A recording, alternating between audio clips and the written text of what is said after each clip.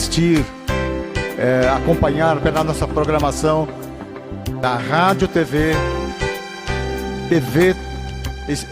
SEAC, do Facebook e do YouTube. Então nós estamos apresentando toda essa programação para Bauru, São Paulo, Brasil e para o mundo. Às vezes as pessoas falam, mas não é petulância falar que nós estamos apresentando para o mundo? Nós estamos cansados de falar para vocês que temos recebido correspondência, né, mensagens de várias pessoas do outro lado do mundo, lá da Ásia, né, os horários que são facilitados para eles, né, países de língua portuguesa, dão uma resposta maravilhosa.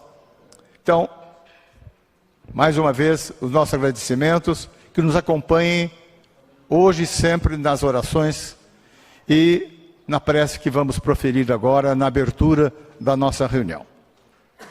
Então pediria que todos me acompanhassem em pensamento nesta oração. Obrigado, Senhor Jesus, por mais essa oportunidade, por mais este reencontro fraterno, que também nos dá a oportunidade de conhecer a Tua doutrina revivida pelo Espiritismo. Que possamos todos nós ouvir com atenção, mergulhar nos ensinamentos que os nossos companheiros de outras cidades, daqui mesmo, oferecem a todos nós, pensamentos, reflexões que nos dão a oportunidade de conhecer melhor, de nos aprofundar no conhecimento da doutrina. Então, obrigado, que os nossos mentores, nossos amigos espirituais, e principalmente o mentor desta casa, irmão Jacó, possa mais uma vez estar conosco, fazendo a cobertura espiritual e permitindo que possamos colocar em prática tudo aquilo que nós aprendemos aqui. Aprendemos a teoria e também desejamos colocar em prática esses ensinamentos. Mais uma vez, agradecimentos por esse encontro fraterno. Que assim seja. Bem, nós sempre temos aqui o mestre de cerimônia, o Sidney Francese Fernandes, que faz a apresentação dos oradores. Mas não sei o que ele viu hoje, né, para eu fazer a apresentação do Valci, que nem precisa de apresentação, porque o Valci já esteve aqui, né, em nossa casa, dando uma palestra, não sei se uns 3 ou 4 anos, mas é mais ou menos por aí. Então, já é conhecido do nosso público. Mas há uma outra particularidade. É que o Valci, ele é um psicólogo, escritor, conferencista e reside na cidade de Tupã, onde eu residi por 13 anos. E sempre falo com o maior carinho que Tupã é uma cidade que nos deu assim muito, mas muito encanto, muita alegria, né? Foi um período ótimo das nossas vidas. Temos 2 filhos nascidos lá em Tupã e a gente só saiu de Tupã porque eu não tive oportunidade de ficar lá, tive que, né, passar para uma outra cidade. Mas adoro a cidade e lembro com muito carinho, né, os nossos amigos que lá deixei.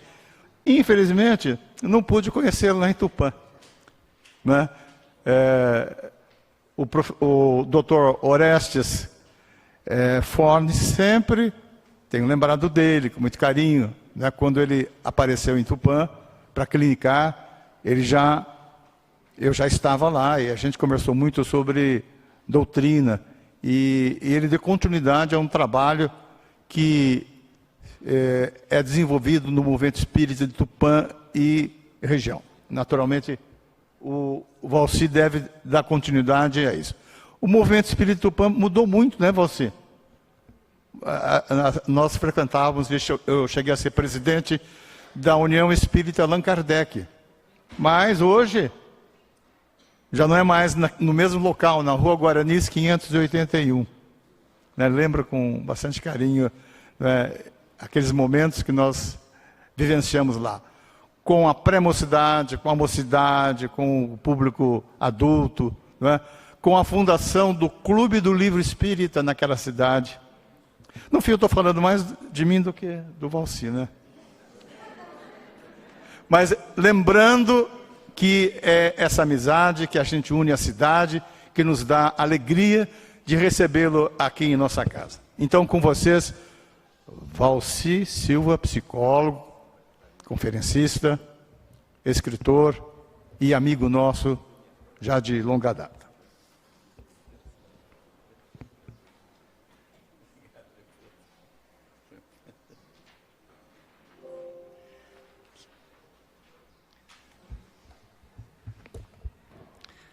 Bom dia. Estas lembranças do Leopoldo são importantes. Ele trabalhou numa instituição que é a União Espírita Allan Kardec, onde nós tivemos o prazer e a alegria de administrar aquela mocidade por 15 anos.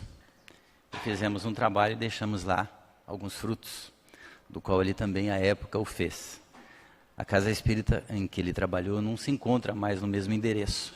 Ela hoje é grande, moderna, muito diferente daquele tempo. Mas vamos falar da nossa temática da manhã, sobre as dores da alma.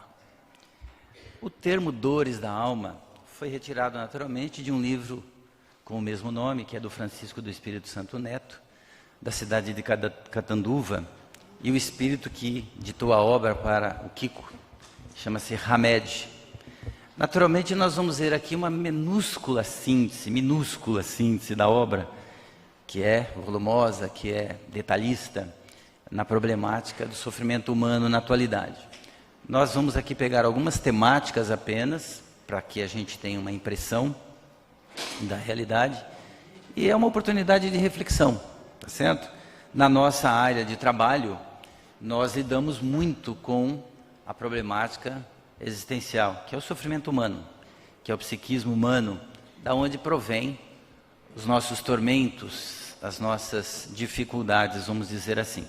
Mas antes de entrar exatamente neste aspecto, nós vamos nos lembrar, lá na pergunta 132, como você vê, quando Kardec indaga aos espíritos qual é a finalidade de nós encarnarmos nesse mundo. Por que nós estamos aqui? Qual é o propósito, propriamente dito? E a resposta é muito objetiva, né? Nós estamos num processo de aperfeiçoamento, de busca da perfeição da nossa natureza ainda, né, eivada das imperfeições e dos problemas que carregamos. E ele diz, né, ele recebe dos espíritos que para uns esta vida é uma expiação e para outros é uma missão. Então a pergunta é, o que é uma missão, o que é propriamente uma expiação? E nós sabemos para que a gente possa alcançar essa chamada perfeição relativa, porque a absoluta pertence ao Criador, nós vamos passar pelas chamadas vicissitudes, ou seja, pelos acontecimentos, pelas ocorrências que nós vamos ter na caminhada do corpo, propriamente dito. E aí é que está a expiação. Carregar o corpo é por si mesmo uma expiação, no dizer dos espíritos. Por quê? Porque naturalmente a matéria orgânica, frágil como ela é, vai nos apresentar, enquanto espíritos que carregamos este corpo, muitas limitações, muitas dificuldades, muitos tormentos, vamos dizer assim. Isso tudo está ligado naturalmente ao nosso passado evolutivo, às vidas anteriores que tivemos, aonde nesta presente vida física, encarnados, nós estamos ajustando a marcha. Então vão surgir questões difíceis. E dizem os espíritos que a encarnação tem uma finalidade ainda maior, que é nos colocar em condições da chamada cocriação, ou a nossa parte na obra. Por quê? Lá no princípio Deus nos criou simples e ignorantes. Ignorantes no sentido de estarmos zerados do ponto de vista do entendimento e do conhecimento da vida.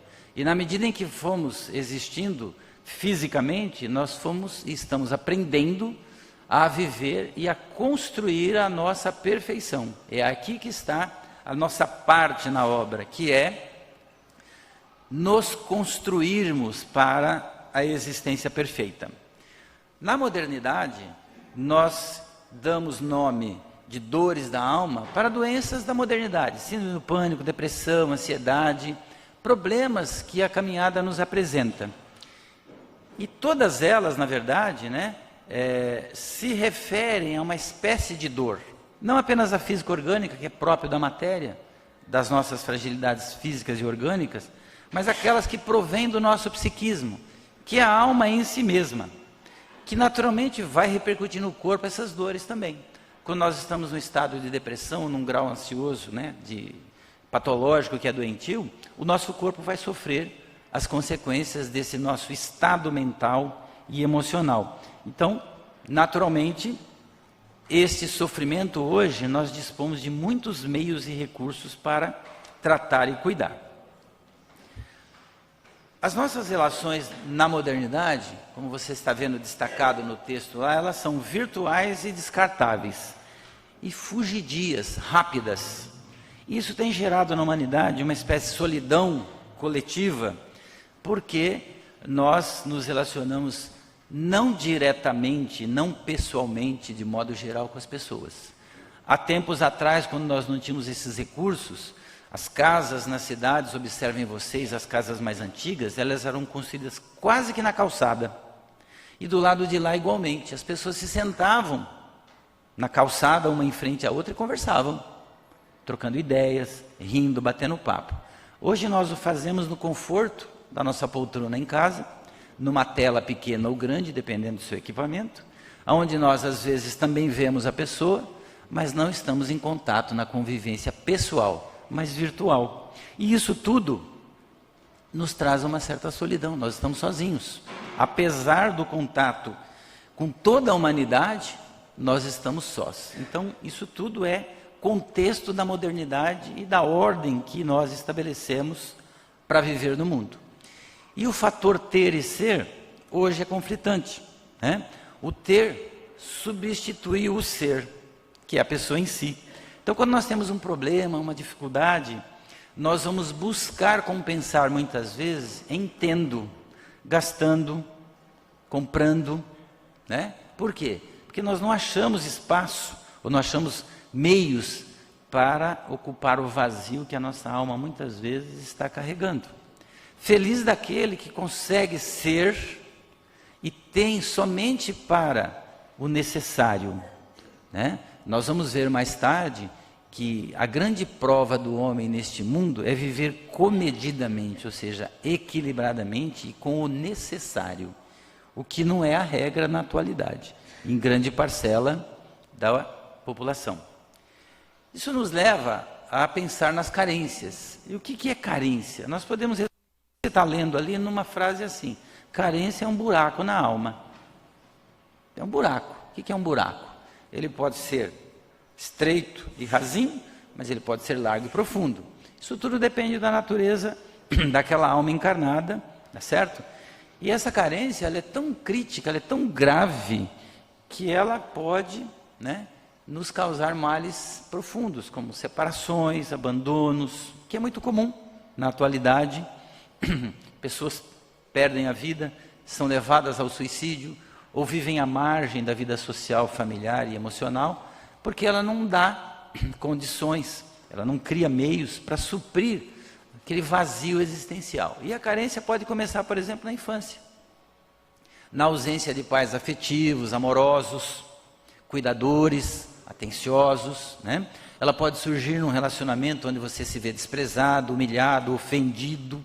Então ela tem muitas possibilidades e causas para surgir. E ela é uma doença da alma propriamente dito, e ela precisa ser curada. Fácil de curar? Nem um pouquinho, mas há caminhos, nós veremos à frente. E o que nós podemos dizer na modernidade ou na atualidade sobre o amor e o amar? Olha que importante esta reflexão, olha. É muito comum nós, quando assistimos um filme, uma novela, uma série, nós encontrarmos o chamado amor romântico. Aquele amor maravilhoso, agradável, onde não há problemas, não há dificuldades, onde não há contratempos. Tudo é maravilhoso e perfeito, né? E nós temos a ideia que esse amor romântico, ele tem que fazer com que a gente encontre a nossa outra parte, a nossa outra metade, como a gente costuma dizer. E o maior exemplo do amor romântico na humanidade foi Romeu e Julieta. Vocês lembram dessa historinha? Julieta detalhezinho na história do amor de Romeu e Julieta.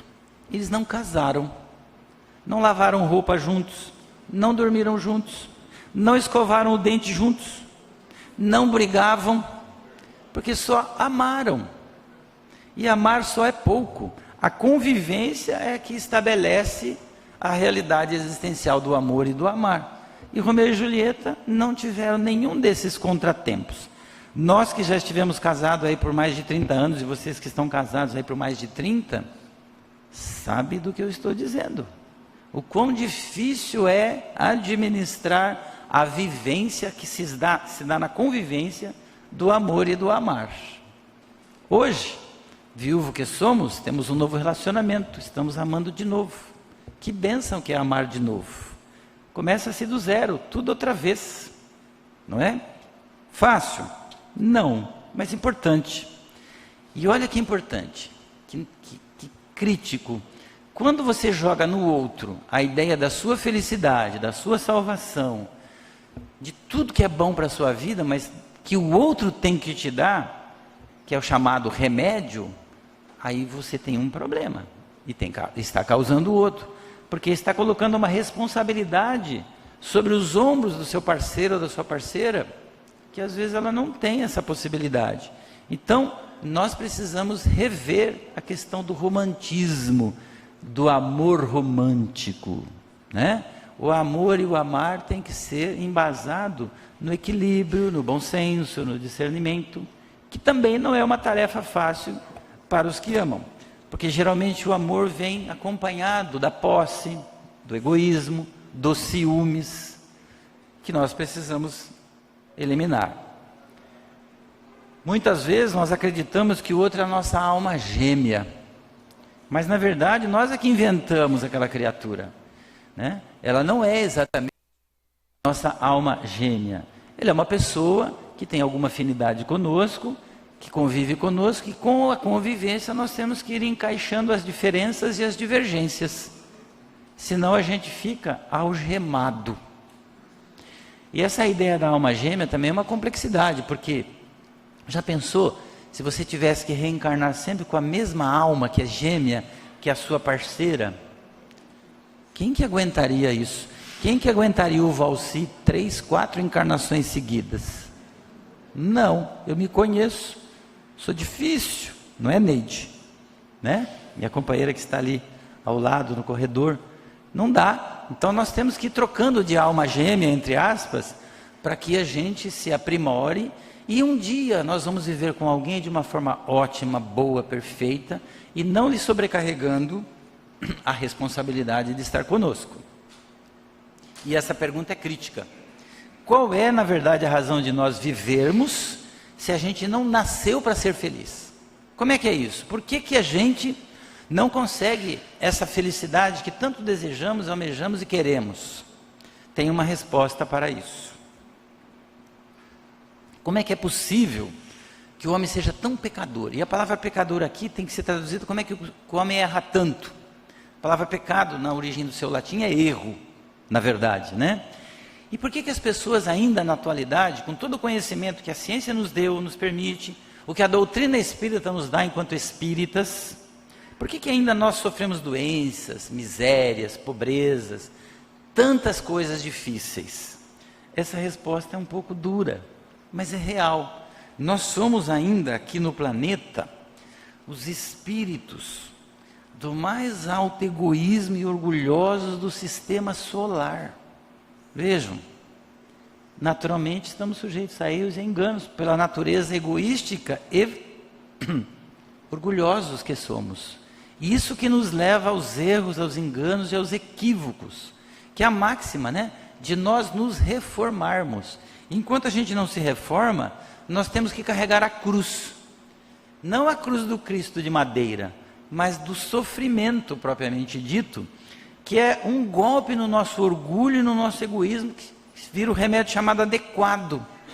Porque se a gente não encarar, né, e não passar pelo sofrimento, pelos tormentos, a gente não se curva diante do egoísmo e do orgulho, que são as chagas maiores que nos promovem as dores, os sofrimentos, a miséria, inclusive a pobreza. do ponto de vista material principalmente. Dado o egoísmo e o orgulho, nós achamos-nos melhor do que o outro e não concedemos ao outro os direitos e os valores que nós temos também, por nos acharmos superior ao próximo. Mas olha que importante, olha que lenitivo, bom, né? Em razão da atualidade, das chamadas doutrinas psíquicas, a psicologia, a psiquiatria, a moderna medicina, né, que nós temos aí, a neurologia, a neuropsicologia, que são ciências que avançam todo dia muito, e principalmente da chamada psicologia espírita, o que nós chamamos de pecados, que são os nossos erros, precisam, na verdade, né, de ajustes íntimos, e não de castigo ou punição. Nós temos as chamadas neuroses, que são todos os nossos tormentos da atualidade, são todas as nossas preocupações excessivas, exageradas da nossa caminhada, que nos neurotizam a caminhar. E o que é uma neurose?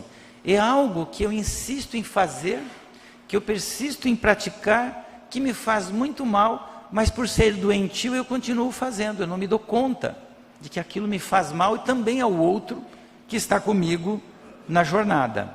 Então os pecadores, na verdade, precisam do quê? Autorreparação, autoanálise, reflexão, tratar-se. Por isso que tem os psicólogos, os psiquiatras, né? A psicologia, como a ciência da alma lá no passado, ela veio justamente como uma possibilidade e uma permissão divina para o homem aprender sobre a alma, para dar recursos e ferramentas ao outro de poder viver em equilíbrio e em ajuste.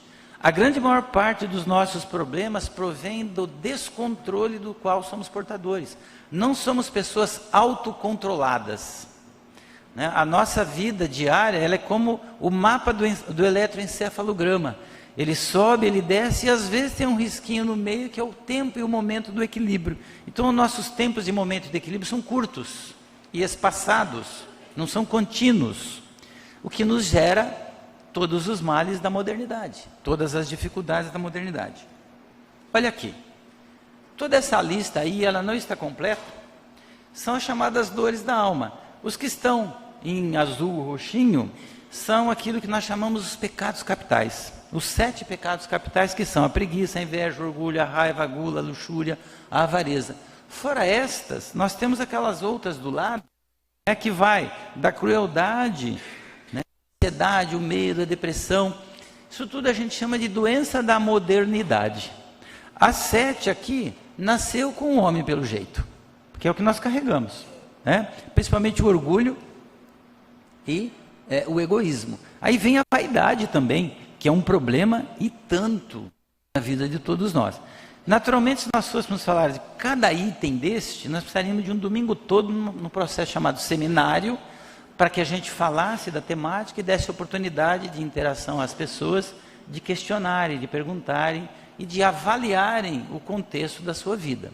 Então, é só para você ter uma ideia, olha, a crueldade, a depressão, né? A crítica, a ilusão, o medo, a preocupação, o vício, solidão, culpa, mágoa, egoísmo, baixa autoestima, rigidez, ansiedade. Baixa autoestima. Mas por final nós vamos falar dela. Como é que as pessoas reagem diante disso aqui? Quando alguém está num deste ou alguns destes contextos da sua jornada.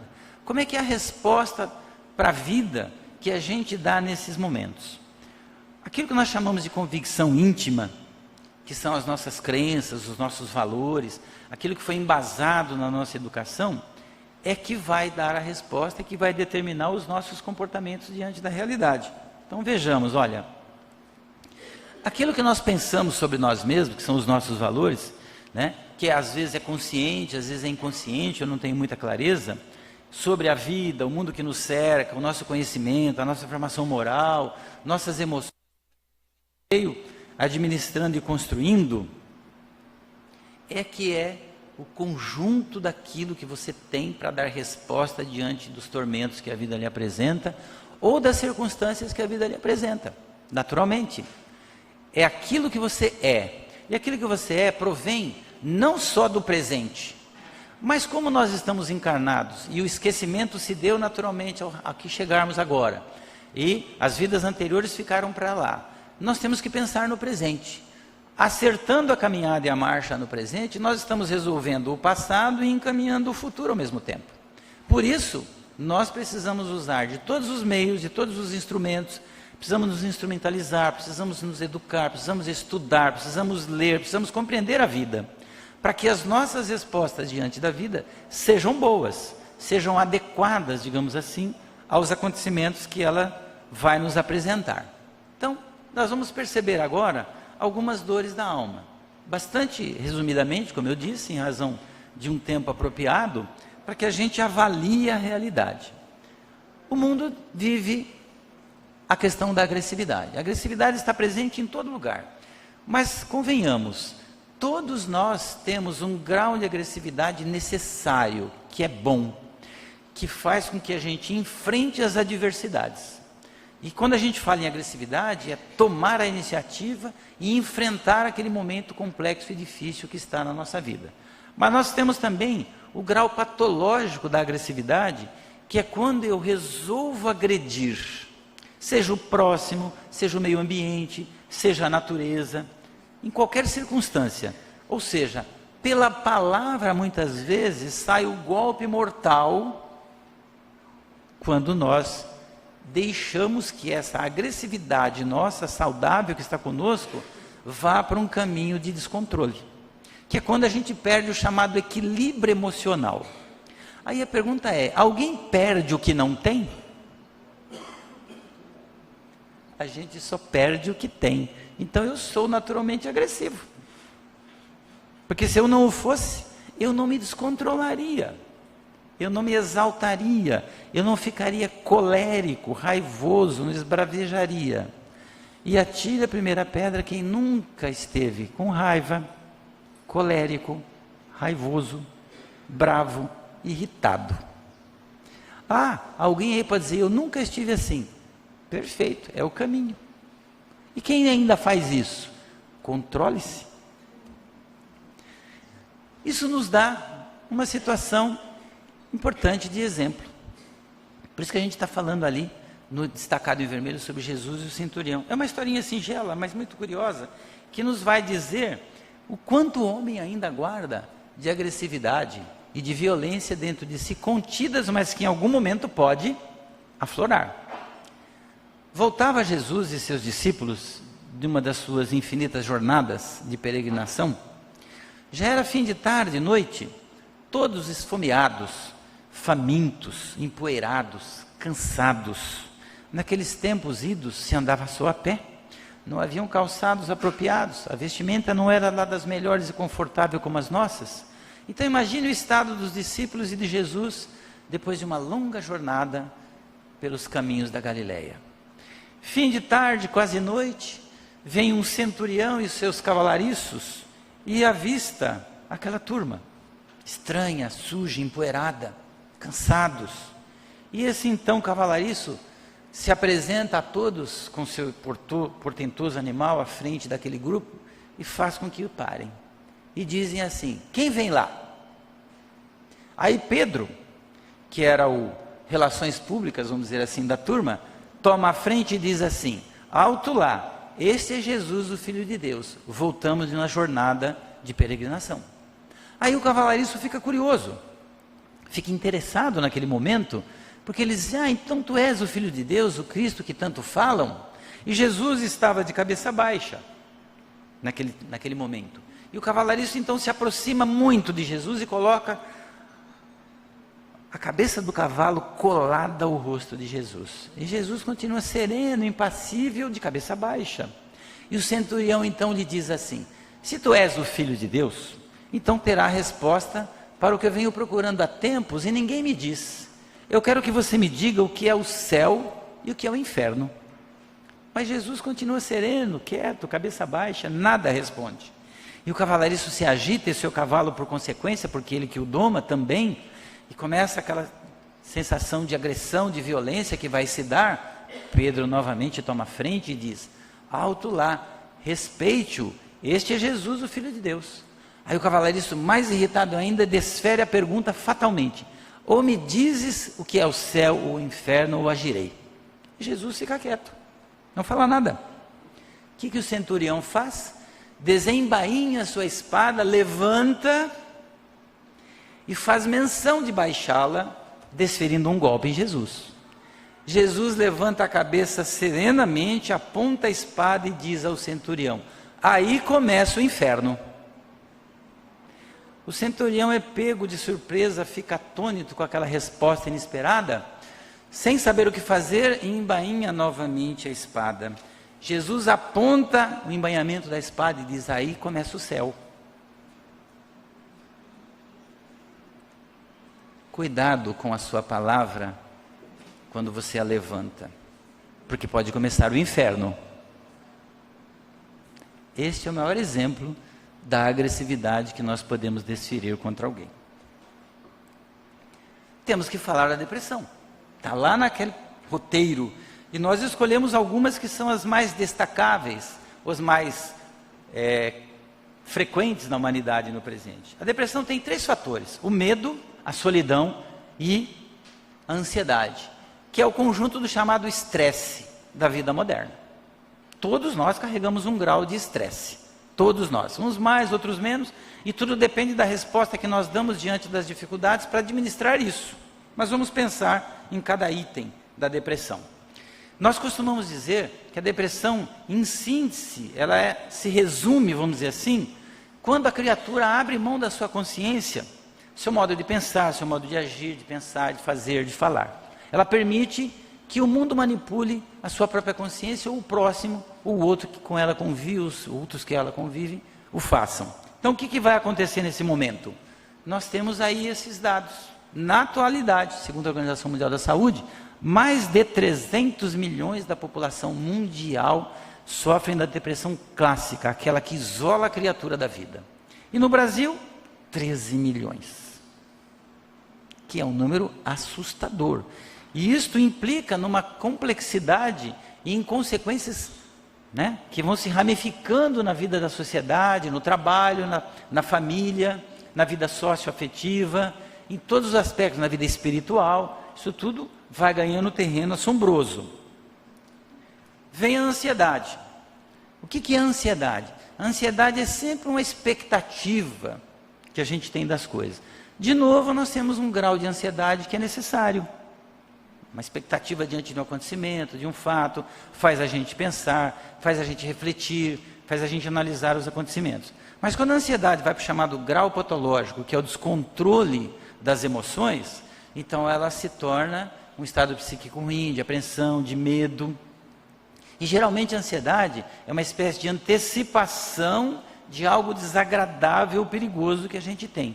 E isso tudo, é um processo de aprendizado muito grande que nós temos que ter, porque olha o que está escrito ali, olha, tudo aquilo que precisares aprender, olha que importante, discernir e compreender, vai chegar na vida da pessoa, vai se aproximar dela, até que ela passe a dar atenção para aquela realidade. A gente costuma dizer aqui de uma outra forma, que quando eu não me dou conta de certas atitudes, certos erros, certos enganos, certas expectativas exageradas, a gente costuma dizer que a lei de causa e efeito nos visita, dando-nos a oportunidade de brecar a marcha e rever a caminhada. Uma doença, um contratempo, uma dificuldade, uma perda de emprego, uma perda de pessoas, a morte de alguém que se ajusta à necessidade daquela pessoa no momento. Enfim, vamos ver de modo prático o grau de ansiedade de todos nós. Se nós reuníssemos tudo aquilo que é ansioso dentro de nós, não ia alterar o nosso destino. Somente o nosso empenho diante da vida, porque isso está com a alma, iria interferir na determinação e na vontade, no agora, na vida de agora. E que nós pegamos essa determinação e essa vontade e agirmos, nós superaríamos as nossas limitações e dificuldades. Mas vamos exemplificar a ansiedade moderna. O sujeito está no trabalho, mas olha no que ele está pensando. Precisa dormir, eu preciso descansar, estou exausto. Aí ele vai para dormir, o que ele faz? Pensa no trabalho. Fica difícil, fica complicado. eu preciso me achar. Então, o que a gente faz enquanto psicólogo no fim do dia da clínica? E quando estávamos na saúde mental pública do município de Tupã, onde ficamos lá quase 30 anos, a gente fechava a gaveta dos armários com os cadastros dos atendimentos, assim como da clínica, fechamos a porta da clínica e esquecemos a clínica, e esquecemos a clientela. Já imaginaram se eu levasse para casa toda noite meus clientes, com seus problemas, com suas neuroses, com seus tormentos? Eu não estaria nem aqui falando, estava internado na psiquiatria, com certeza. Por quê? Porque são problemas difíceis. Então nós precisamos aprender a fazer esse fechamento da mente e abrir ela para quando você vai para outro momento. Não é uma tarefa fácil. Eu não fiz isso na primeira semana de formação de psicólogo, nem no primeiro ano, nem no segundo, demorou um pouco. Mas aos poucos nós vamos administrando a confusão do trabalho e da vida, para separar os tempos apropriados. Aí vem o medo, naquele tripé da depressão. E o medo a gente sabe, de novo, o medo é um fator positivo na nossa vida. Ele nos impede muitas vezes de enganos, de equívocos, porque ele nos freia. Mas quando o medo se torna doentio e patológico, quando eu tenho medo de tudo e de todos, ele então trava a minha caminhada, me limita, me incapacita, e eu fico paralisado. Muitas pessoas dizem assim, eu não vou nem tentar, porque eu sei que eu não vou conseguir, eu tenho medo de fracassar. Esse medo de fracassar sem tentar paralisou a pessoa. E aí, associado a isso, tem uma questão de estima, de autovalorização ou não da criatura na sua jornada. Aí vem o último item, que é o tripé da depressão, que é a solidão. Olha que importante, ó, todo aquele que se diz em solidão, exceto nos casos patológicos, que são os casos doentios, é alguém que receia, é alguém que se receia encontrar, que evita descobrir-se, conhecer-se, ocultando a sua identidade na aparência de infeliz.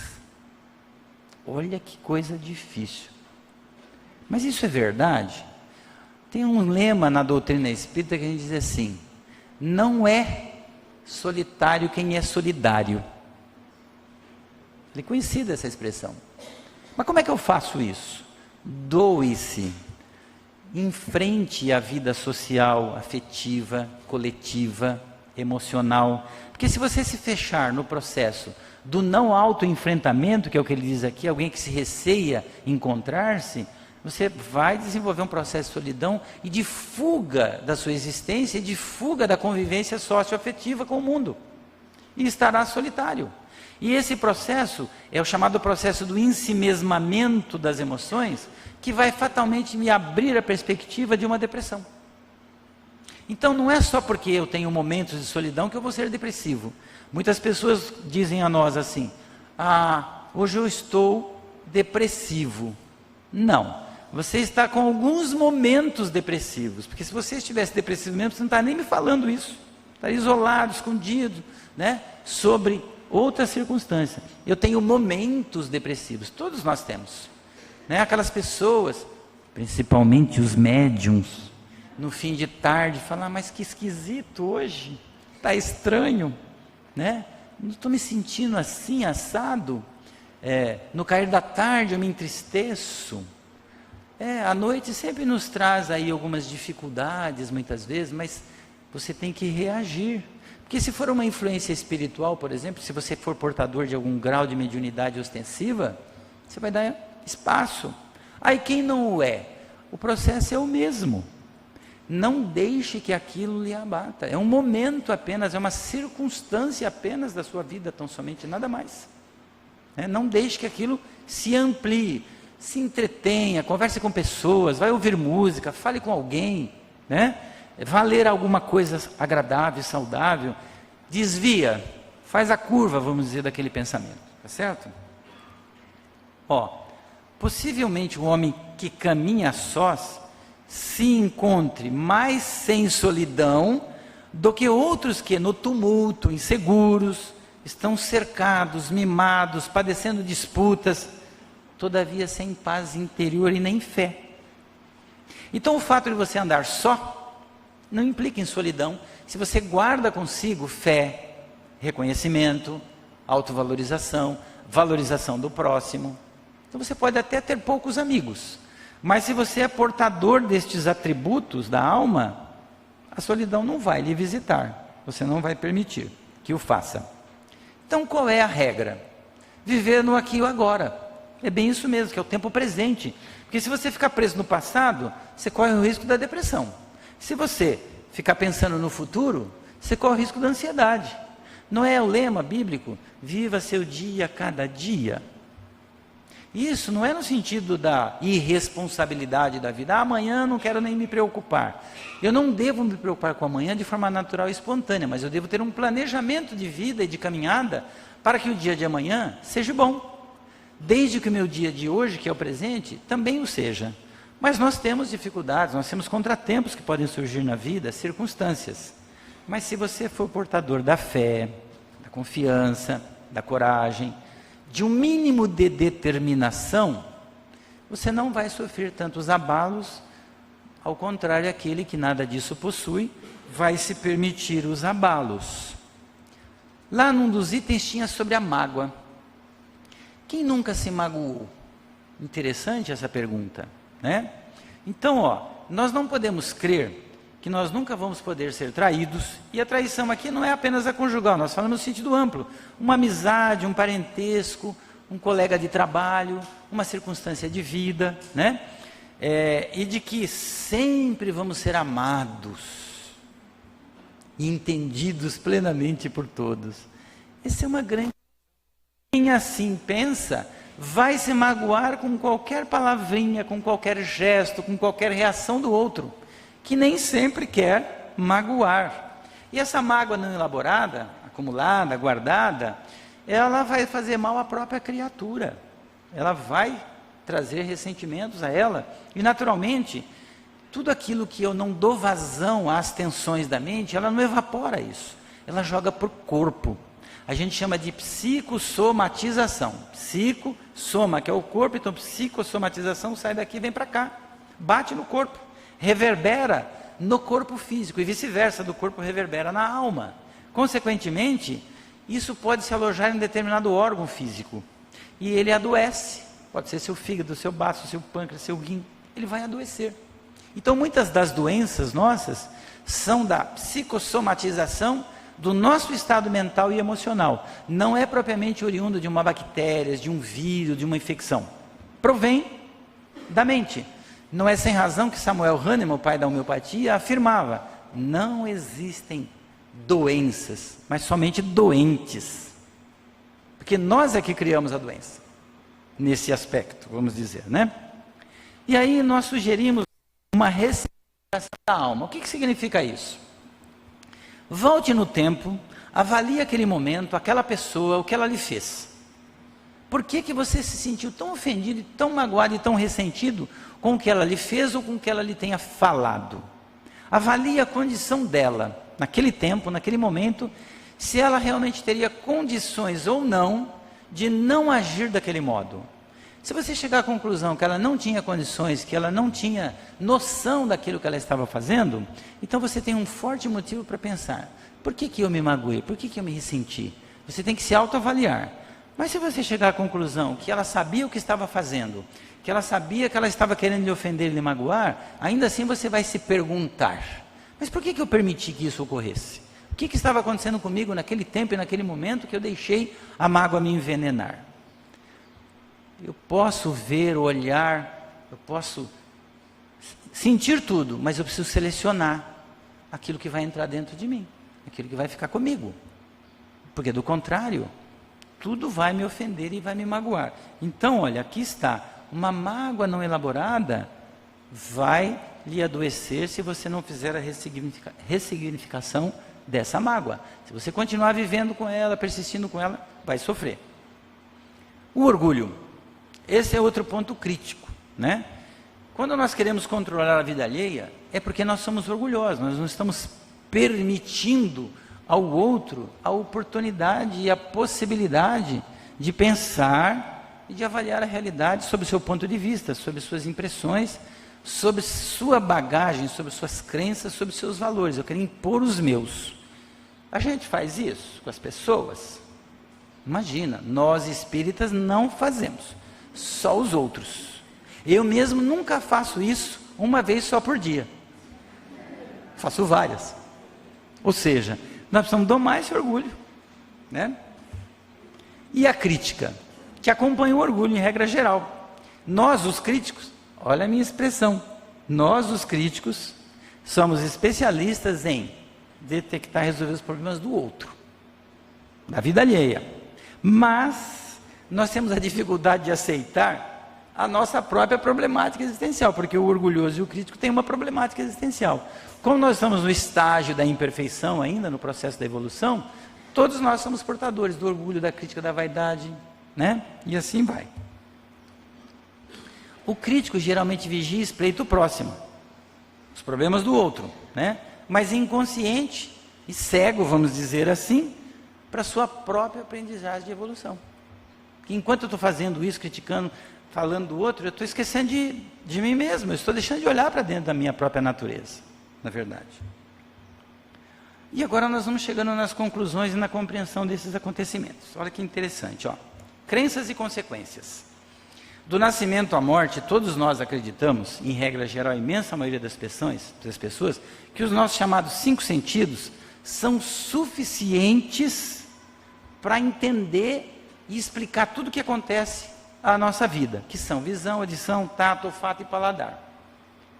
É uma ingenuidade de crer que somente esses chamados 5 sentidos, que são na verdade fisiológicos, porque provém das habilidades de estruturas físico-orgânicas do corpo, como só a ferramenta possível para a gente entender a complexidade da nossa existência, ou da nossa realidade diante do universo. Então vamos pensar um pouquinho, o que nos leva a esta forma equivocada de pensar? Nós chamamos de rigidez mental. Olha aí, ó, o que é rigidez mental, né?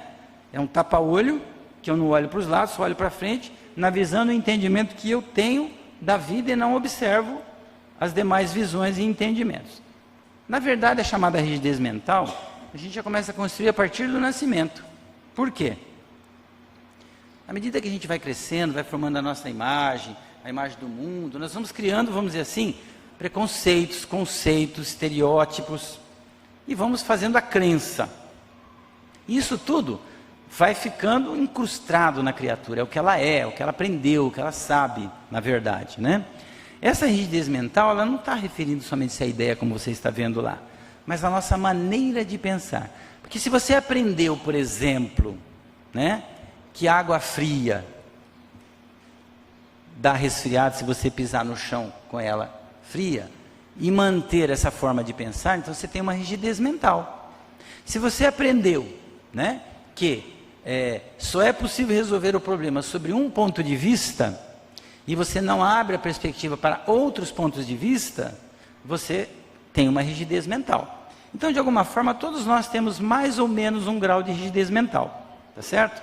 E Einstein diz que quando uma mente se abre para uma nova ideia, nunca mais ela fica do mesmo tamanho. Então quer dizer que a mente se expande? Nós estamos falando da mente, não do cérebro físico. A mente é a capacidade pensante da alma. Ela se expande, ela se dilata, ela abre horizontes, ela abre perspectivas novas de entendimento e conhecimento e tem mais ferramentas para avaliar a realidade. Então, o rígido mentalmente é aquele que quer ter razão a todo custo. Em algumas circunstâncias, todos nós queremos ter razão a todo custo, porque a gente acredita seriamente que é aquela maneira de fazer, de pensar é a mais correta. E para aquela pessoa naquele momento o é, mas continuamos a pensar. Mas a pessoa não avalia que a possibilidade dela estar errada e estar cometendo erros com essa rigidez mental é que é a gravidade. Ela não abre o horizonte para o aprendizado e o crescimento, porque ela se mantém com tapa-olhos. E aí é que está o problema, de você manter-se assim. Olha que interessante, o que sabemos ou cremos pode estar errado ou pelo menos insuficiente. Então eu tenho que agregar outros valores às minhas crenças e aos meus pensamentos. Eu costumo dizer que nós temos 2 bons caminhos para a aprendizagem.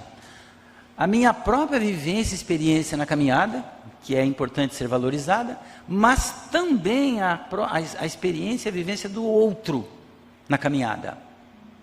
E vice-versa.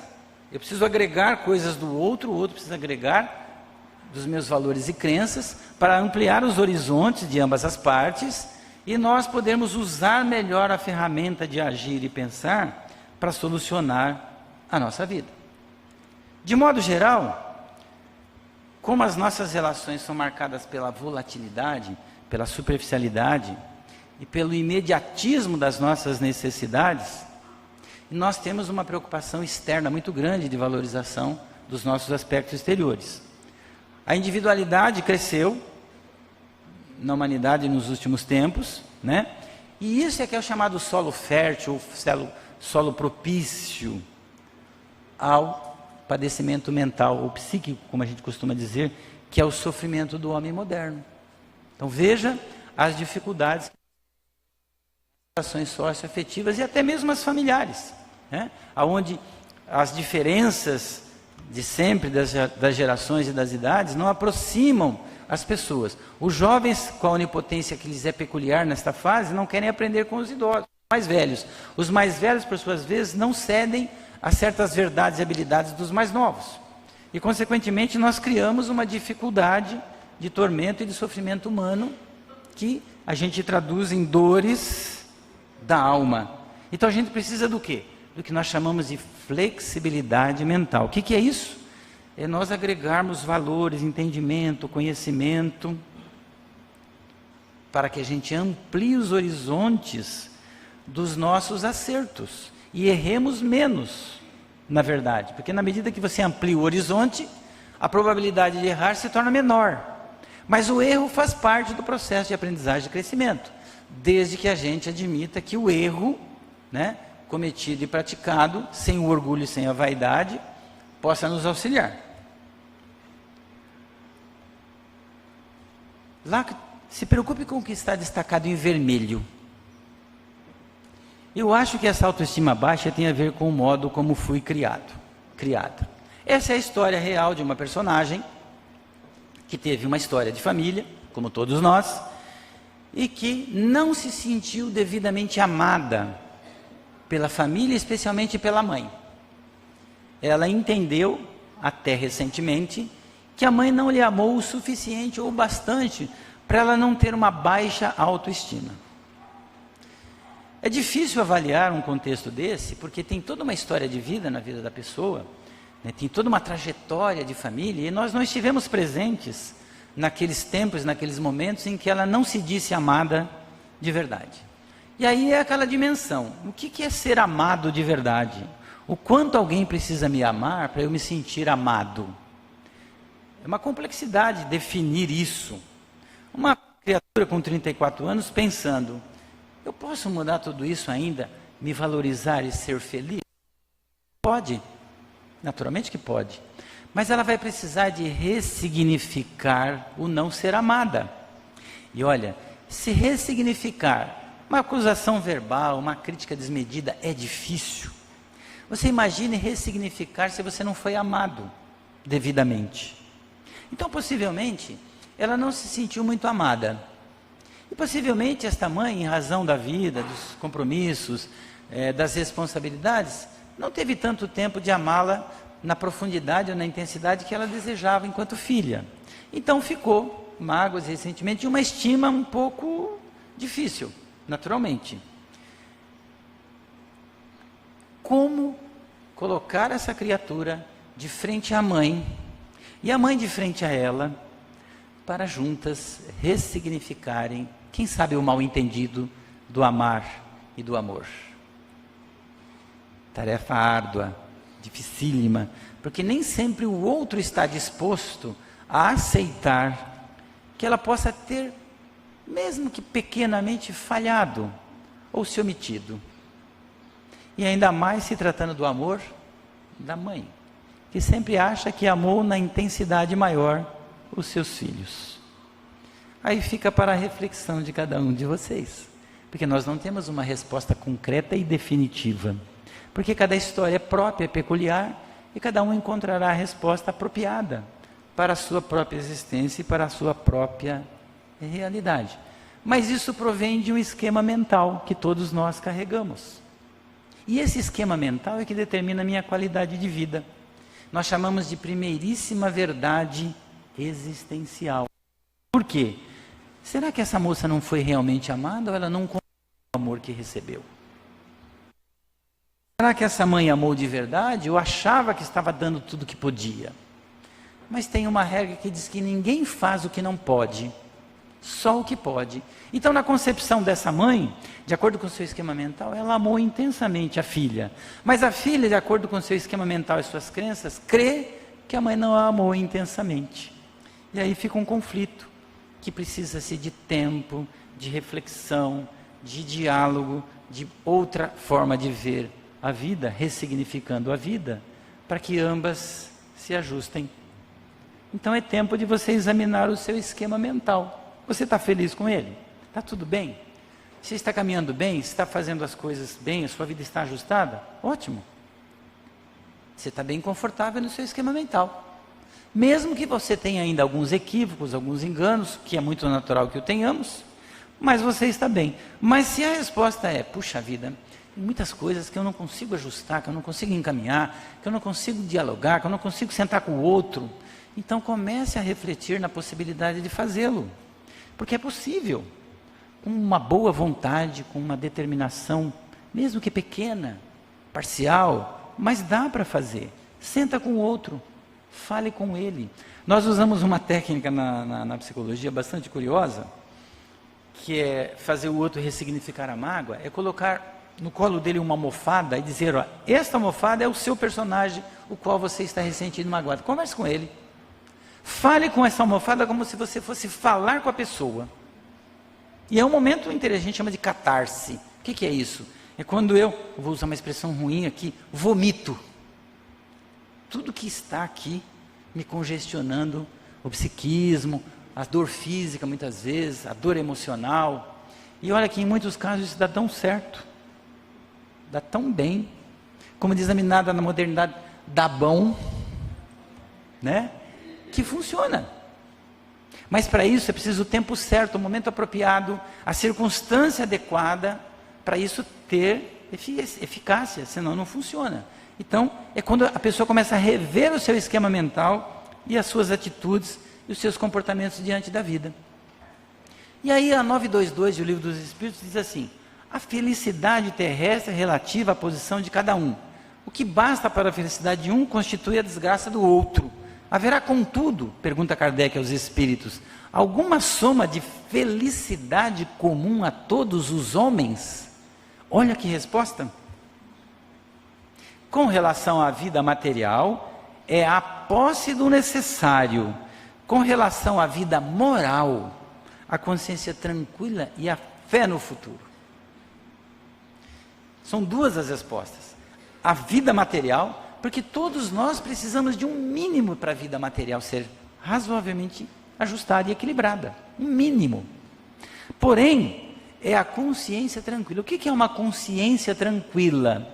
É alguém que está na caminhada, cumprindo deveres, compromissos, responsabilidades, naturalmente, espontaneamente, dedicadamente, esforçadamente, às vezes sacrificialmente fazendo tudo aquilo. E tem fé no futuro. O que é a fé no futuro? É a fé no amanhã da nossa evolução espiritual. É a fé de que a alma haverá de encontrar o seu caminho. E ela confia, apesar das vicissitudes do presente serem às vezes adversas, difíceis, comprometedoras. Imagine as pessoas que vivem em meio à marginalidade, ao tráfico de drogas, ao crime. As pessoas que vivem nas favelas, nos cortiços, que não são poucos nesse país, e muito menos no mundo, né? Mas vamos falar do nosso quintal, que é o Brasil. Quanta gente que vive lá no morro em meio à criminalidade, ao tráfico. Então todos que ali vivem são criminosos e traficantes? Não. Há gente muito boa ali, espíritos muito valorosos, que estão ali com a consciência tranquila e com fé no futuro, enfrentando as adversidades que a vida diária lhes apresenta. E nós, no andar de baixo de cá, e o andar de baixo de cá é o contrário. Nós temos conforto, nós temos carro, nós temos casas boas, nós temos recursos. Mas nós estamos com a consciência tranquila e temos fé no futuro. É para pensar, é para refletir. O que Jesus sugeriu para lenitivo de tudo isso? Amar ao próximo como a si mesmo. Após, em primeiro lugar, o amor a Deus. Naturalmente. É a maior conquista do homem. Então Jesus nos conclama a amar-se. Veja, a amar-se. Ama teu próximo como a ti mesmo. A se valorizar, a conhecer-se, a se compreender, né? Para que você viva em paz, com a consciência tranquila, equilibrado, ajustado, viver a vida apesar de todo o sofrimento que a gente chama de inerente, é própria à condição humana, porque nós não viemos nesse mundo de férias, para lazer e recreação, até temos, mas nós viemos a este mundo para o processo do aprimoramento, para o processo do crescimento, para a valorização da vida, para completar a obra de Deus, como foi dito lá atrás, né? Nos aproximando da relativa perfeição a qual estamos destinados na jornada atual. Não é outro processo. E em meio a tudo isso, nós podemos ter lazer, recreação, distração, e devemos ter, para aliviar, né, as tensões do dia a dia, da caminhada. Devemos ter férias, devemos ir à praia, devemos passear, claro. Mas não podemos nos desapegar do objetivo maior da nossa existência, que é evoluir, que é progredir. Que muitas vezes nós damos muita importância e valorização à vida material e materialista, que é farta hoje em razão de tudo que nós temos, e nos apartamos da nossa verdadeira realidade, que é espiritual. Porque, como disse Jesus, o seu reino não era deste mundo, então o nosso também não é. Nós não somos deste mundo. Nós somos uma alma que ocupa transitoriamente um corpo físico. Isso quer dizer, sabe o quê? Que você vai morrer.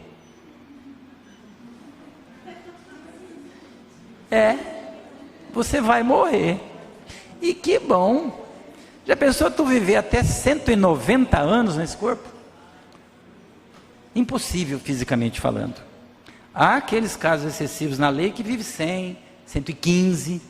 Atualmente tem um homem mais velho do mundo com 114 anos. Jesus ajude ele, porque não é fácil. Eu não sei se isso é uma bênção ou se isso é uma punição. Difícil entender isso, mas lá é a história de cada um. Então, sabendo de tudo isso, que nós vamos morrer, nascer, viver, eis a lei, e morrer, é uma consequência natural. O que nós devemos fazer na presente vida, que é a encarnação mais importante que nós temos, que é agora? É preparar tudo que a gente pode fazer, tudo que deve, tudo que está posto na responsabilidade, na caminhada da alma, para que a gente volte ao mundo espiritual mais leve, com a consciência mais em paz, com fé no futuro de verdade, porque nós haveremos de passar uma temporada lá e voltaremos para cá. É a da lei. E olha que vai demorar para a gente voltar para cá, não por castigo ou punição. Sabe por quê? Na aritmética da vida, nós hoje na Terra somos 7 bilhões e meio, aproximadamente. Isso é atualizado. Segundo os anais da espiritualidade, tem mais 22,5 bilhões de espíritos no sistema solar esperando reencarnar. Nós vamos ter que dar lugar para eles. E é uma turma grande, hein? É 3 vezes mais a atual população encarnada de espíritos. Isso quer dizer que nós vamos nos demorar do lado de lá, desencarnados, salvo um caso ou outro, que vai nascer e reencarnar e nem deu tempo de saber que desencarnou. Tão devedor que a gente é. Mas é uma exceção à regra. Então nós vamos passar uma temporada larga do lado de lá. Vamos. Então quanto mais a gente realizar e concretizar agora, melhor é o retorno. E sabe Deus para onde é esse retorno, né? Pode ser aqui ou acolá. E acolá a gente não sabe onde é. Porque há muitas moradas na casa do Pai, disse Jesus. Tá certo? Então para a gente encerrar, nós vamos viver a vida. Viva a sua vida. Entendeu? A dor, ela faz parte da caminhada. Enfrente-a se você passar pela dor, ou estiver passando pela dor nesse momento, da perda de um ente querido, de uma eventual separação, de uma possível traição de amizade, uma traição, quem sabe, conjugal, uma traição familiar, um dissabor, uma contrariedade, uma perda de emprego, uma dor inerente à condição humana, a qual estamos sujeitos, todos nós, sem exceção, uma doença terminal, enfim, seja o que for. Apesar de tudo, a vida vale a pena, porque nós temos que ter fé no futuro, nós temos que ter a consciência em paz e compreender que Deus nos deu a oportunidade de nos acabarmos, no sentido da cocriação, de concluirmos a obra que Ele iniciou lá atrás, na nossa simplicidade e na nossa ignorância. E, para encerrar, eu vou mostrar a vocês um vídeo, apresentar um vídeo, que reflete, de alguma forma, toda a nossa fala na manhã de hoje, né? Ela se resume numa belíssima melodia e com um texto no vídeo que é bastante lento no bom sentido, para você poder ler e envolver-se, vai se envolvendo na leitura do vídeo, vai entrando nele, para você poder, quem sabe, na manhã de hoje, ressignificar de modo geral sua vida. E após isso, né, eu pulei o vídeo nesse momento, eu vou deixar no final essa mensagem de Sartre, o filósofo, né? A vida é isto, ficar se equilibrando o tempo todo entre consequências e escolhas. Resumido, tá certo? Pode fechar as cortinas de volta.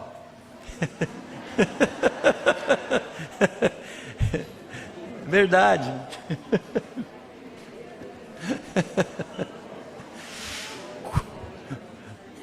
Tudo bem.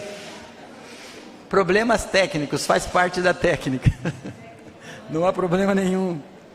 Então, olha, eu agradeço já, porque eu vou me sentar lá para assistir o vídeo também, tá certo? A presença de todos, o convite da casa, do Leopoldo, do Sidney, tá certo? O ensejo de voltar a Bauru depois de mais ou menos 3 ou 4 anos, que para nós foi uma alegria, uma satisfação. Desejo a vocês um excelente domingo, que ainda está por acabar, e uma semana maravilhosa. Deixo a todos vocês um abraço, um beijo carinhoso, tá certo? E ficamos aí à disposição da casa e da direção, se for oportuno no futuro, aqui retornarmos. Mesmo que desencarnado, viu, Leopoldo? A gente vem dar uma passadinha aqui, tá certo? Então vamos lá, vamos para o vídeo. Precisamos do som aí.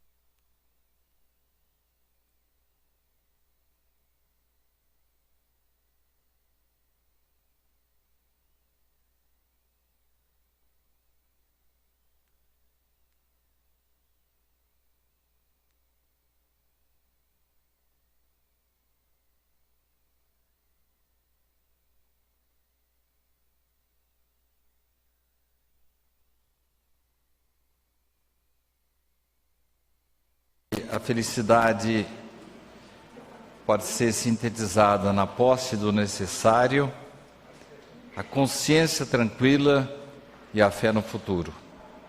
Quem sabe assim nós possamos enfrentar este mal do século, que é a depressão. E quantas pessoas precisam do nosso apoio, nossa ajuda, para que sejam mais felizes, não pensem no suicídio, sejam mais felizes, mais alegres, como sugeriu esse brilhante vídeo. Quero agradecer ao Valci pela sua vinda. É sempre difícil, ele trabalhou muito nessa semana, viajou muito. A Neide, que o acompanhou. Obrigado. É sempre um sacrifício a gente sair de casa no final de semana. Ele deveria estar descansando. Ele saiu com chuva de rancharia ontem, chegou com chuva aqui, não pôde nem jantar direito e está conosco aqui. Ele fez uma gravação muito boa hoje de manhã, tiramos ele cedo da cama. E brevemente ela vai para o ar, como vocês sabem, tanto pela TV SEAC, como pela TV Prevê, daqui de Bauru, como pela TV Mundo Maior. Muita gente do mundo inteiro, Valci, acompanhou o seu trabalho. Só para você ter uma ideia, além de Bauru e região, eu vou começar por Roma, na Itália, depois eu vou passar para Rancharia, Tijuca, Rio de Janeiro, Criciúma, Santa Catarina, Curitiba, Paraná, Maceió, Alagoas, Itumbiara, Goiás, Vila Velha, Espírito Santo, Itaparica, Bahia, Rancharia, Niterói, Itatiba, Itápolis, Pelotas, Santos, São Paulo, Recife, Irati, Juazeiro do Norte, no Ceará, Cascavel, Guabiruba, Santa Catarina, Aparecida do Norte, em São Paulo, Foz do Iguaçu, Vitória da Conquista, Bahia, Itajubá, foi até onde eu peguei, e esse vídeo agora começa a rodar. Nós tivemos 20 mil alcances, mas ele vai chegar a 50 mil tranquilamente. Peço aos passistas, por gentileza, que dirijam-se às câmaras de passes, para em seguida, ainda em silêncio, ainda embalados por esse vídeo maravilhoso que nos suscita o amor à vida. E eu achei extraordinária a ligação, o link que o Valci fez com a sua profissão, com o seu trabalho, com os males da alma que sofremos, as dores da alma, com os remédios que a doutrina espírita nos traz. E hoje, em nosso programa, ele fez questão de dizer que, não obstante a doutrina espírita nos dar de bandeja a religião, não importa a religião que tenhamos, ela sempre é um antídoto à depressão, à tristeza, à ansiedade. Vamos fazer a nossa oração para encerrar os nossos trabalhos desta manhã.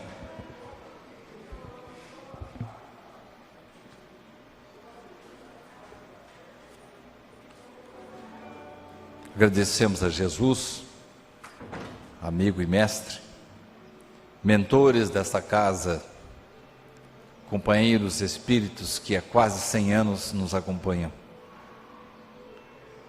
Leve de volta ao seu lar o orador desta manhã, que com muita precisão, muita competência, Jesus trouxe um pouco das suas palavras, auxiliando-nos, motivando-nos, para que possamos embainhar as nossas espadas e olhar o amanhã com fé, com segurança, com alegria, na certeza de que esta oportunidade desta vida, Jesus, é preciosa. E seguindo essas recomendações, quem sabe, mestre, voltemos à espiritualidade melhor do que aqui chegamos, com alguma coisa, com uma bagagem positiva em nossas mãos, em nosso retorno à vida verdadeira. Obrigado, mestre. Obrigado, Jesus. E que sua paz continue conosco. Assim seja.